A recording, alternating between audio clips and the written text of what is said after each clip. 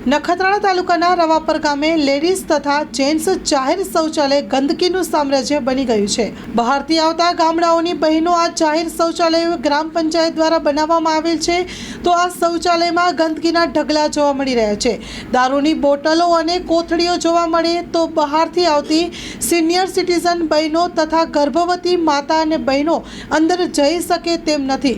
એની અંદર ચારે બાજુ ગંદકીના ઢગલા જોવા મળી રહ્યા છે।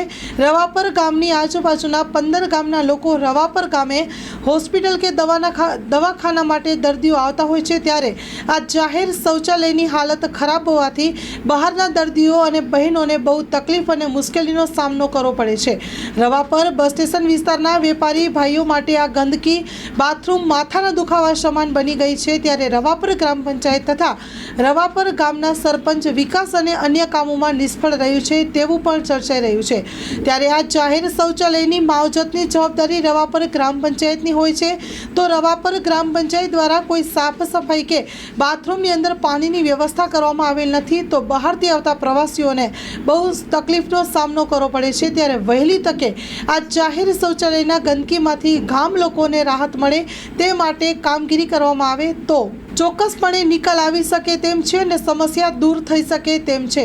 નહીંતર આ ગંદકીનો ભોગ કોઈ નિર્દોષ લોકો બનશે તો રોગચાળો ફેલાઈ શકે તેવું પણ નજરે પડે છે। હાલ આ બાથરૂમ રેગ્યુલર પ્રવાસીઓને ગામ લોકો માટે ખુલ્લું મૂકવામાં આવ્યું છે અને ગામ લોકોની એવી માંગ છે કે સત્વરે સાફ સફાઈ કરવામાં આવે।